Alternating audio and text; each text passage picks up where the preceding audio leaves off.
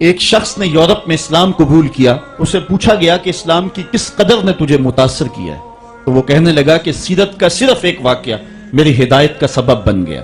اس نے کہا حضور کی مجلس لگی ہے، ایک آدمی اٹھ کے کھڑا ہوتا ہے، حضور میرا بیٹا 2-3 دن سے گم ہے، مل نہیں رہا، آپ دعا کر دیں وہ مجھے مل جائے۔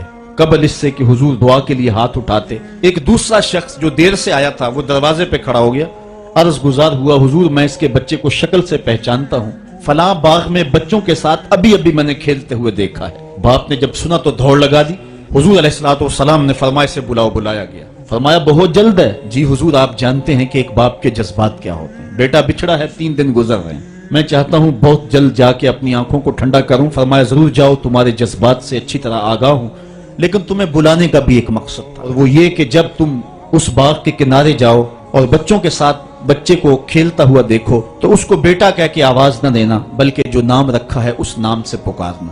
عرض کی حضور میرا بیٹا ہے، اگر بیٹا کہہ کے پکاروں گا تو حرج بھی کیا ہے؟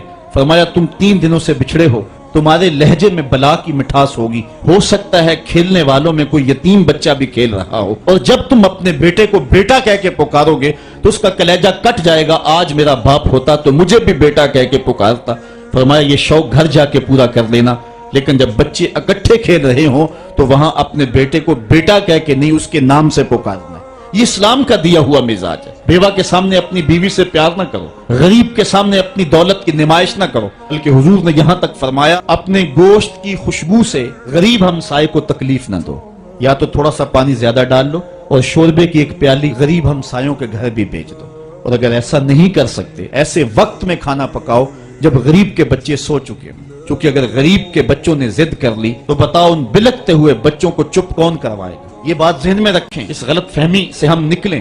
مسئلہ غریب کی مدد کا نہیں ہے، مسئلہ غریب کی عزت نفس کا ہے۔ قرآن مجید میں اٹھائیں، اللہ تعالیٰ ارشاد فرماتا ہے یہ وہ بد نصیب لوگ ہیں کہ جو یتیموں کو دھکے دیتے ہیں، اور دوسرے مقام پہ ارشاد فرمایا یہ یتیم کی تکریم نہیں کرتے۔ یتیم کو کھانا دینا اور بات ہے، اس کی عزت کے ساتھ اس کو کھانا دینا یہ اور بات ہے۔ یار بچا ہوا کھانا تو کتے کو بھی ڈالا جا سکتا ہے، بچی ہوئی دیکھ بار پھینکنے کی بجائے کسی کے منہ میں پڑ جائے یہ بات نہیں ہے، بات یہ ہے کہ اس کو تکریم دیتے ہیں یا نہیں دیتے ہیں۔ غریبوں کو لائن میں کھڑا کر کے اور 10 اخبارات کے اندر تصویریں چھپتی ہیں، اور بندہ نفسانی تسکین کو روحانی تسکین سمجھ رہا ہوتا ہے کہ وہ سمجھتا ہے کہ میں بہت نیکی کا کام کر رہا ہوں۔ ذرا غور کرے کہ اس نے غریبوں کی غربت کا مذاق تو نہیں اڑایا؟ اس لائن کے اندر جہاں غریب، یتیم اور لاچار کھڑے ہو کر کے تصویریں کھچوا رہے ہیں، اگر اس کی بیٹی کو اس لائن میں کھڑا ہونا پڑتا تو اس کے جذبات کیا ہوتے؟ اس کی بیوہ بیوی ہو جائے اور اس کو اس لائن میں کھڑا ہونا پڑے تو اس کے جذبات کا عالم کیا ہے؟